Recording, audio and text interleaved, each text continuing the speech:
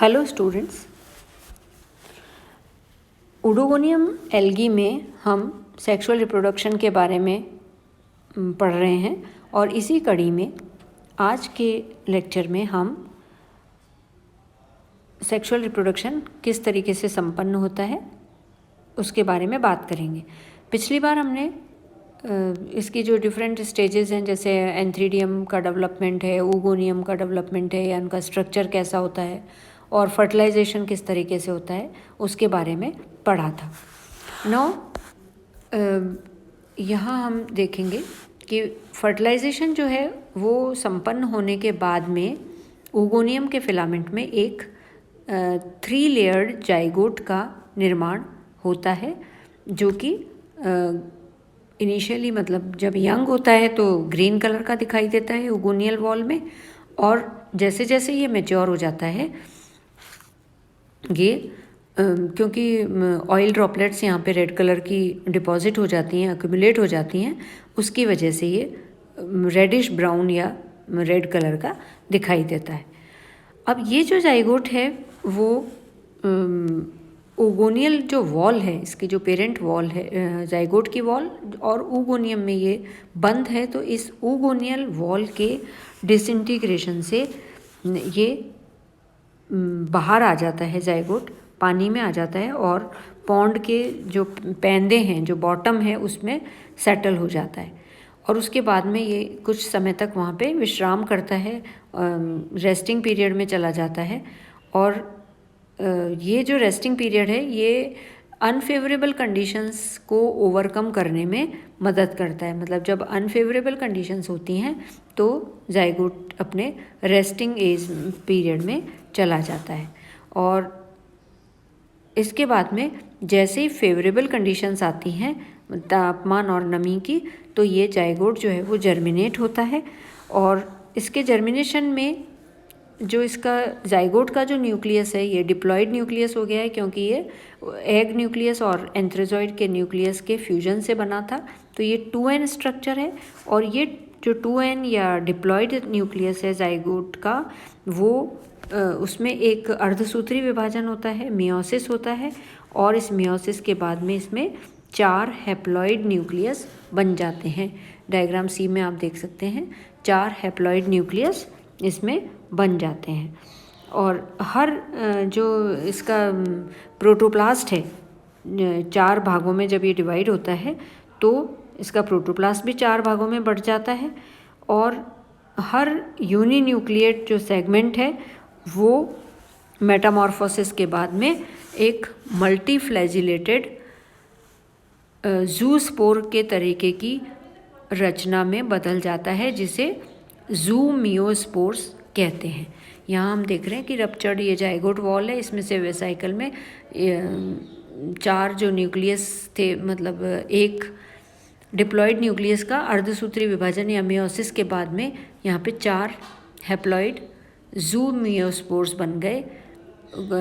Cell protoplast जो है उसका भी डिवीजन हुआ, और ये 4 हिस्से जो हैं वो मेटामॉर्फोसिस के बाद में 4 ज़ूस्पोर्स तरीके की रचना, जिसे ज़ूमियोस्पोर कहते हैं, उसमें बदल जाते हैं। और ये ज़ूमियोस्पोर्स इस वेसाइकल को तोड़कर, इस खोखले स्ट्रक्चर को तोड़कर बाहर आ जाते हैं जाइगोट की वॉल से निकल के, और ये बिल्कुल उसी तरीके से व्यवहार करते हैं जैसे हमने एसेक्सुअल रिप्रोडक्शन में ज़ूस्पोर्स के बारे में पढ़ा था। ये कुछ समय तक तैरते हैं फ्रीली, उसके बाद में ये किसी सबस्ट्रेटम पे अटैच्ड हो जाते हैं, अपनी मतलब ये रिवर्स हो जाते हैं, अपना इंटीरियर एंड जो है, जो कि कलरलेस है, थोड़ा सा थाईलाइन एरिया है, उससे ये अटैच हो जाते हैं। और फिर उसके बाद में इसमें जर्मिनेशन होता है या सेल डिवीज़न होता है, और सेल डिवीज़न के बाद में 2 कोशिकाएं बनती है, जिसमें बेसल सेल बनती है और ऊपर की तरफ यंग हैप्लॉइड फिलामेंट बनता है। और ये यंग हैप्लॉइड फिलामेंट जो है उसमें लगातार कोशिका विभाजन के बाद में एक हैप्लॉइड फिलामेंट बन जाता है। तो यहाँ ये बात ख़ास तौर से नोट करने की है कि जो मैक्रेंड्रस स्पीशीज़ होती हैं उसमें, जो मैक्रेंड्रस में भी जो डायोशियस स्पीशीज़ हैं जिसमें मेल और फीमेल रिप्रोडक्टिव ऑर्गन्स अलग अलग प्लांट पे, अलग अलग फिलामेंट पे डेवलप होते हैं, उस अवस्था के लिए ये जो 4 ज़ूमियोस्पोर्स बनते हैं, इसमें से 2 ज़ूमियोस्पोर्स मेल फिलामेंट बनाते हैं और 2 ज़ूमियोस्पोर फीमेल फिलामेंट बनाते हैं, जो कि मॉर्फोलॉजिकली सिमिलर होते हैं बट फिजियोलॉजिकल उसमें डिफ्रेंशिएशन पाया जाता है। नाउ ओडोगोनियम में हम ये इसकी लाइफ साइकिल के बारे में देखें। Life cycle of a macrandrous monoecious species means ऐसी स्पीशीज़ जिसमें सिमिलर टाइप के फिलामेंट पे एंथीडिया और ओगोनिया लगते हैं और वो एक ही फिलामेंट पे लगते हैं। तो यहाँ हम देखते हैं कि ये जैसे ओगोनियम का फिलामेंट है और इसमें एसेक्सुअल रिप्रोडक्शन हो गया, ज़ूस्पोरेंजियम, ज़ूस्पोर बन गए और जर्मिनेशन के बाद में नया फिलामेंट ओडोगोनियम का बन गया। और मैक्रेंड्रस जो मोनोशियस स्पीशीज़ है, जो सिंगल एक ही फिलामेंट पे दोनों डेवलप हो गए, तो ओगोनियम के एक फिलामेंट पे ये ओगोनियम भी डेवलप हुआ, एंथ्रीडियम, एंड ओगोनियम से एग बना, एंथ्रीडियम से antherozoid, and there fertilization takes place and a 2N structure या 2X structure zygote is formed and the reverse the meiotic division takes place in zygote और इससे ये 4 जू spores या जू मियोस्पोर्स बन जाते हैं, जिनके जर्मिनेशन से वापस ओडोगोनियम का फिलामेंट बन जाता है।